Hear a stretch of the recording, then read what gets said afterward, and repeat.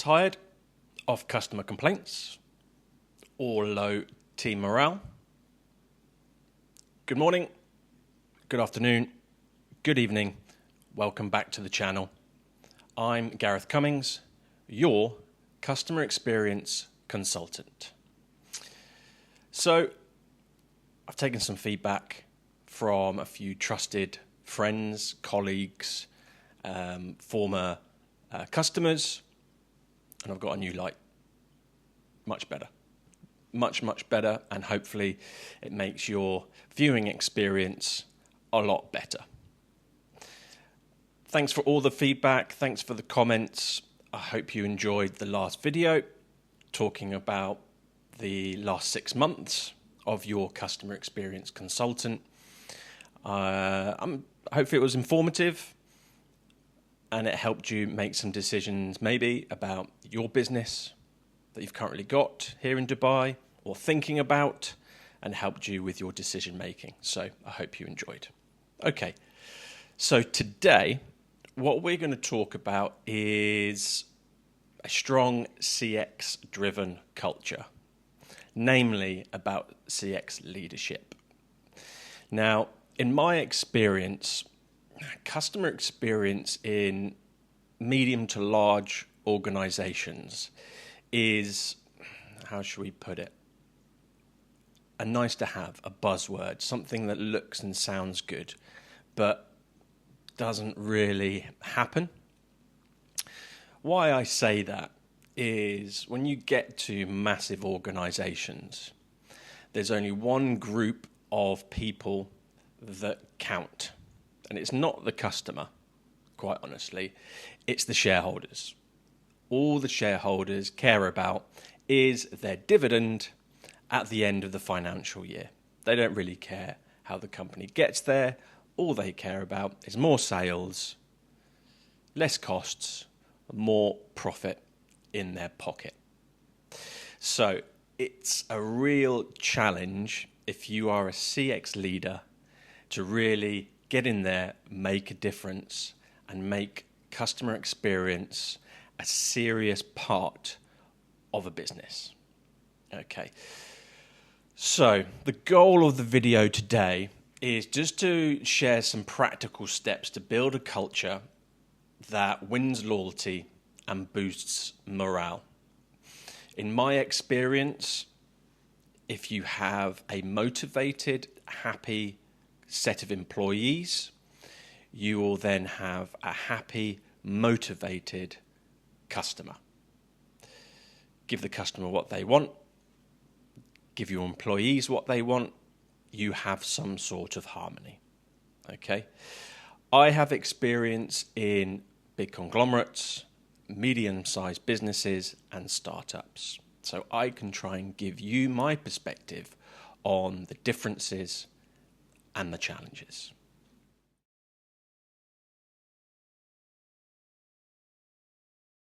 Now, customer expectations have significantly changed over the last 25 years, since the dot-com boom, with the likes of Amazon changing the whole landscape of e-commerce. Everything is now digital first, everything is instant, and everything is somewhat now personalized. So your average consumer can go on their phone and they'll have what they want in front of them. I'll give you an example, which I sometimes think is mad, is you could have yesterday been on a brand's website, browsing. You may not necessarily purchased. The next day, you're on Facebook, you're on Instagram, you're on socials, or you're on another website that has advertising panels there.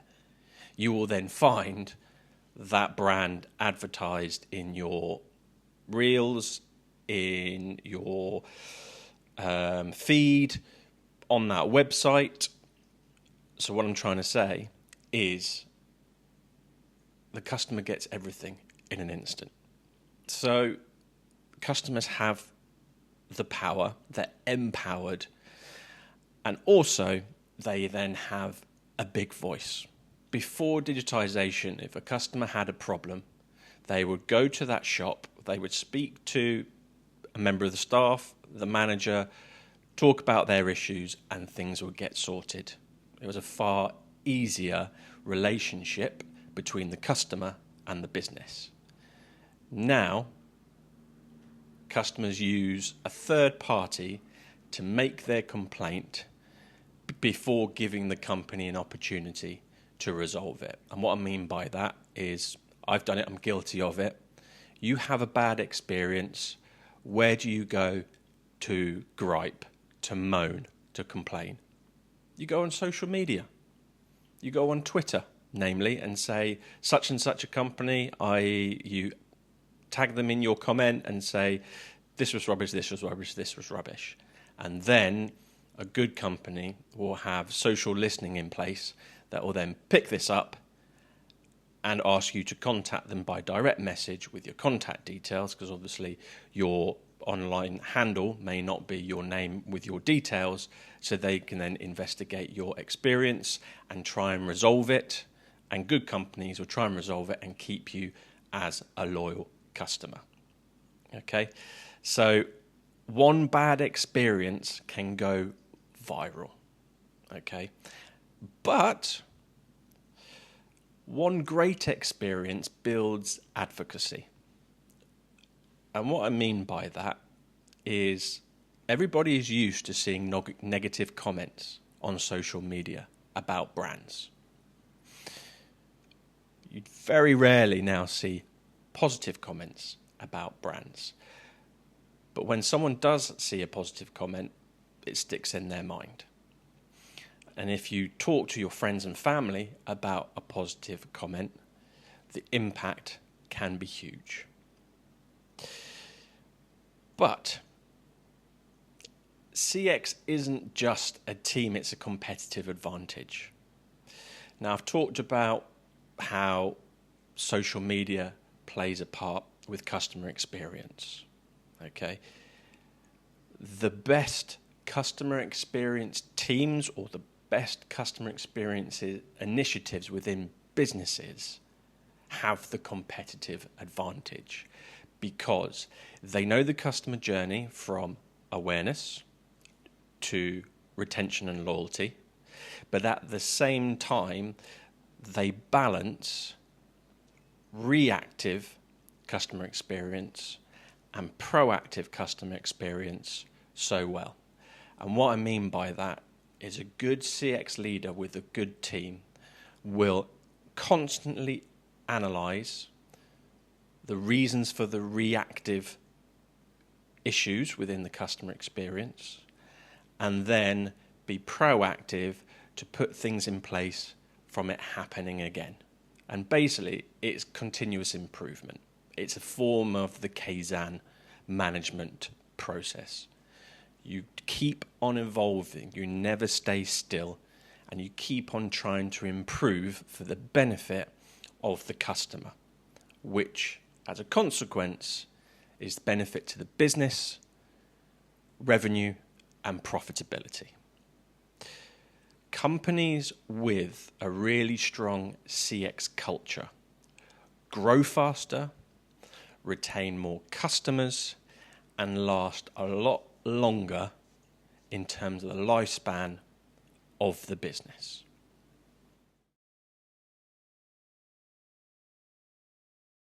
Now, customer experience and the concept of customer experience has to start from the top. The very top, from the very top leadership of a business. As I mentioned before, with big organizations that have shareholders, very rarely will you have shareholders putting customer experience at the top of their agenda. Their agenda is purely profitability and money in their pocket. On occasions, you will have or will get a CEO put in place who will put a strong business plan in place that does have customer experience as one of the top priorities, which gets shareholder buy-in. But still, there's always going to be a caveat of them saying you can put this CX strategy in place as long as it doesn't damage profitability. Okay? It's a very fine balance. However, you don't have to reinvent the wheel within a business to put in place strong customer experience initiatives. It's all about empowerment and empowering your employees by positively training them, giving the right equipment, and trusting your frontline employees to, one, deliver the experience that you want, but also to make customer experience decisions. The last point I made there is the most important. I'll give you a scenario. You ring up, you're being proactive, you ring up a company to basically say you've had a poor experience. Okay, you've had your car serviced, for example, and you've got the car back and there is a problem. What you want is for the person you're speaking to basically give you a solution, to say, okay, what's wrong with the car? The car won't start. You've just serviced it. There's a problem. What you want is a solution. The ideal solution would be for the person on the other end of the line at the dealership to go, okay, really sorry, don't worry, we're going to send a recovery truck out right away, we'll collect it, get it back to the garage, make sure everything is okay. We'll also provide you with a courtesy car so you can still get from A to B whilst we're trying to investigate what the issue is. That's what you want as a solution in the meantime. Obviously, the overall solution is fix the issue and make sure it doesn't happen again. But you've recognised what the problem is, the car won't start. You're providing a solution of getting the car from the customer to the dealership, and you're also attending to the customer's specific need is that they need the car to get from A to B and back to A. Okay? In too many instances, in that specific experience, but others, you will get the response of, oh, okay, leave it with me, I'll go and see what we can do. Basically, they need to go and ask permission to provide a solution. For me, that is madness. Why have you got someone answering phones to customers who cannot provide solutions, that has got instantly to put a hurdle in front of the customer to get something sorted? Now, proactive businesses will give their frontline staff empowerment to sort things out for a customer. Some business will give them full parameters of what they can do. Other businesses will give their frontline people a budget per month that they can use, or per customer that they can use to rectify issues. That gives so much confidence to the frontline staff because they can keep on moving forward, providing solutions to customers and appeasing customers. And it also gives the customer confidence in the company that if there is a problem, they can sort it, which then means the customer is more likely to stay loyal to the brand, because when there's been a problem, the company, the brand have sorted it without any further problems. Okay? That's why I say empowering your staff to make customer experience decisions is so key to you making serious improvements, positive steps in your brand's customer experience. Okay? With that, data matters. So when customers are reaching out to you with their comments, both positive and negative, always be looking, analysing that information to understand the behaviours of the customer, understand the pain points, and act on it. In my opinion, Feedback should be analysed constantly. And what I mean by that, daily, weekly, monthly, quarterly, etc.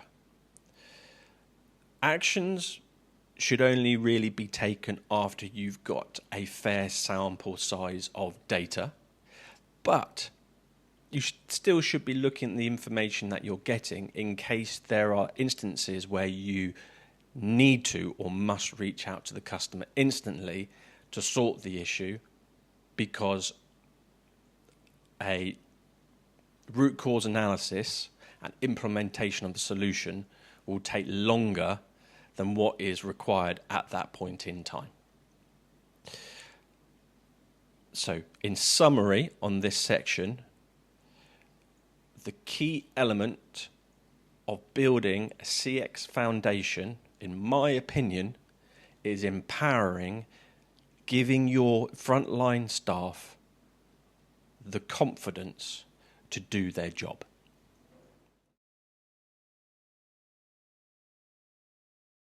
A culture is built through small daily actions, not policies. Policies infer that you're trying to create a dictatorship, i.e., what I say goes, no argument, no flexibility, do as I say. And a lot of times, do as I say, not as I do. Okay? Leadership is about leading by example. Some of the best CX leaders are not those that put in places SOPs, standard operating procedures, or numerous processes or numerous policies. They are the ones that just simply show their team how it's done. Simple. Your employees, your team, have eyes, they have ears, they have a mouth. If they see you as a leader, how to use your eyes, ears, and a mouth when dealing with customer experience and your customers, they'll learn far more quickly than you putting copious amounts of policies, procedures, and pieces of paper in front of them to read and memorize.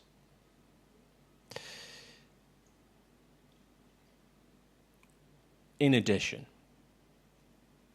creating a customer-centric mindset is about knowing your customers, knowing the journey that you want your customers to go through. So, customer journey mapping is very important. One, you know the journey. Two, you identify friction points. Three, you resolve those friction points and then you repeat. Keep on mapping, keep on understanding where the problems are, keep on putting solutions in place.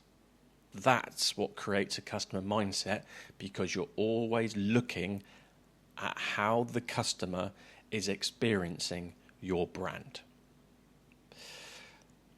In addition,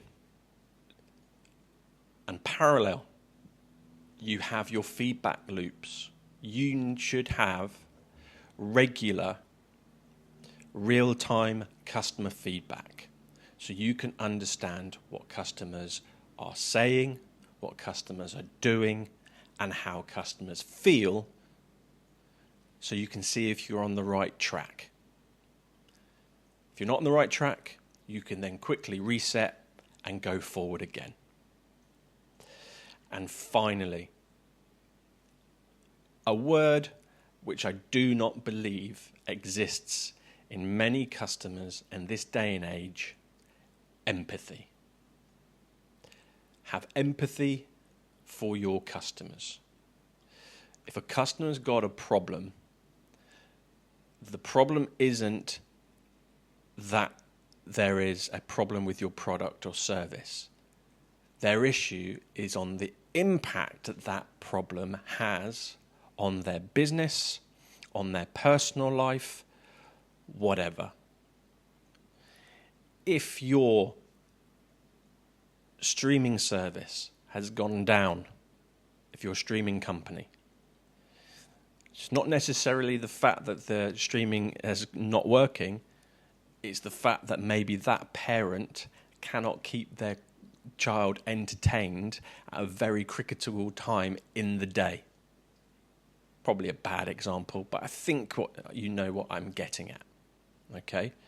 So it's key to train staff to view situations from a customer's perspective every single time. You do not want your staff to have a mindset of, oh, our product's broken. Well, what's the problem? We'll just provide you with a new one. You need to ensure that your staff understand what issues have been caused by the problem, identify the specific need, empathize, and provide a solution that caters to their specific need.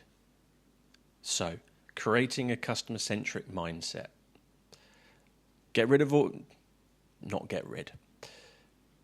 Don't put too many policies in place. Don't dictate.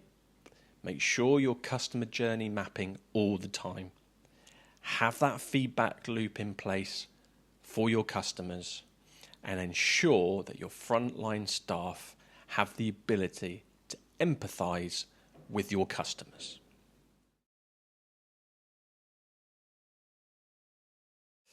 So, here are some practical steps to implement as a CX leader with your team. First, set some realistic customer experience goals, i.e. make sure that they're measurable and they are aligned to business outcomes. But most importantly, make sure they're achievable. Make sure your employees can see that the numbers you're putting in front of them, they can achieve. Otherwise, it's a pointless exercise. Okay? You cannot measure progress if you don't put targets, goals in place that your team can understand, see, and know how to achieve. Secondly, empower autonomy. As I've said 2-3 times so far in this video, empower your frontline staff to make decisions and resolve issues quickly. Make sure that they have the confidence to provide customers with solutions. Thus, the customer has confidence in the company to help them individually as the customer with their specific needs and their emotions. 3, celebrate success. If you've got employees that are doing a great job with your customers and with customer experience, recognize that. Keep your team motivated. Keep morale high so that you have a happy employee, you'll have happy customers. It's very simple. It's not rocket science. You don't need complex bonus structures in place, all that rubbish. Just be nice to your employees. Be happy. Be motivational. If you can't motivate your team, you are not a leader. You're not. Like I said before, leadership is about leading by example and bringing your team along with you. And you can only do that if the people who are following you respect you. An example for celebrating success. Weekly CX win of the week. This gives a regular opportunity for your CX team to be recognized. If there's only one opportunity a year for your team to be recognized, what is the point? But if you do it on a weekly basis, it gives your team something to strive for on a regular basis, and should highlight at some point along the journey each of your team providing a CX success. And when you come to the end of the year, you then have 52 CX successes to talk about, to celebrate, and to learn from when it comes to continuously improving the customer experience that your brand is delivering to your customers. Customer experience is always changing, is always evolving. It has to evolve with the trends out there that affect your customers. We're going through a significant shift in the customer landscape with artificial intelligence, augmented reality, and other highly digitized experience. So you as a brand and your people within the business need to keep up with those ever-changing trends and practices. So if you are a leader, part of your everyday responsibility is to understand the ongoing trends or what might be coming in the future and keeping on top of that. Also, from my experience, there are younger people within teams that are far more proficient when it comes to social media and the digital landscape. Talk to your employees, your younger employees. Understand what they are experiencing in the digital world and how that can impact the customer experience that your brand is providing. Leverage your team. You as a CX leader do not know everything. So use the resources that you have available to you, which is your people. I used to run a team which age-wise ranged from mid-40s to early 20s.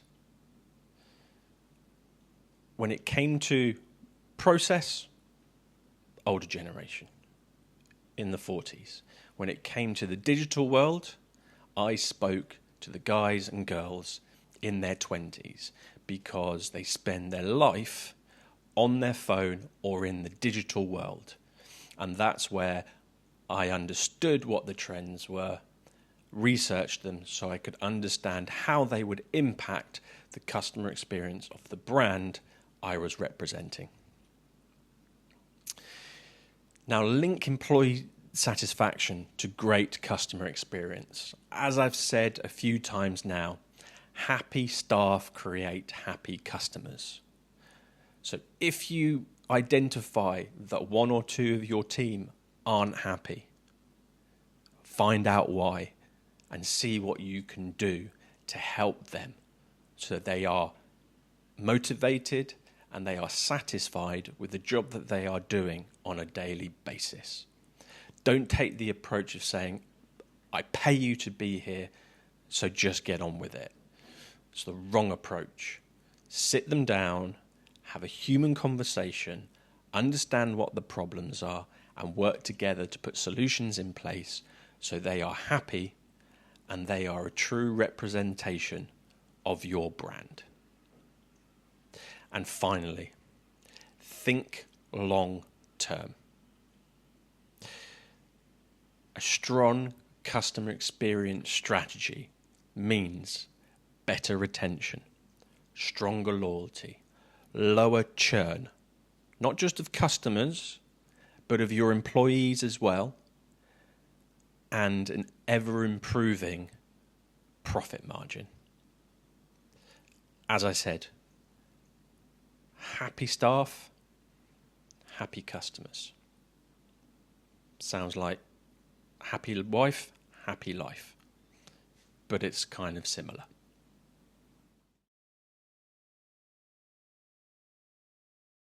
A strong CX customer experience culture isn't optional in this day and age. If you want your brand to survive and be around for years and decades, it's essential. You need within your company people that understand your customers and how your customers are experiencing the journey with your brand and putting solutions in place to rectify the pain points on an ongoing basis. Okay? If you're a CX leader, I hope this video has given you some inspiration, some ideas, some tips, or maybe helping you to reevaluate if you actually are a CX leader. If you're not able to implement some of the things I've talked about today, then you need to reconsider your position. That might sound quite blunt, but if you cannot be a CX leader and implement some of these things I've talked about today, what are you doing to your customers? Okay, so sometimes you need to take a step back and be realistic about what you can achieve or what you can do in the field of customer experience. Thanks for watching today. If you would like to discuss anything customer experience related, don't hesitate to book a free consultation through the link in the description or via my website, YourCXC.com. Make sure you follow my social media platforms as well for regular comments, feedback, ideas, free downloadable toolkits, templates. I provide lots of resources to help you as customer experience, either professionals or people who just have an interest in customer experience, for you to help and understand and maybe implement into your business. Like and subscribe and comment on the YouTube channel as well, or drop a comment anywhere in the YOURCXC domain and we can have a chat. Share your biggest CX challenges and let's discuss some solutions. Thanks for your time. I hope you enjoyed the video. Keep it human.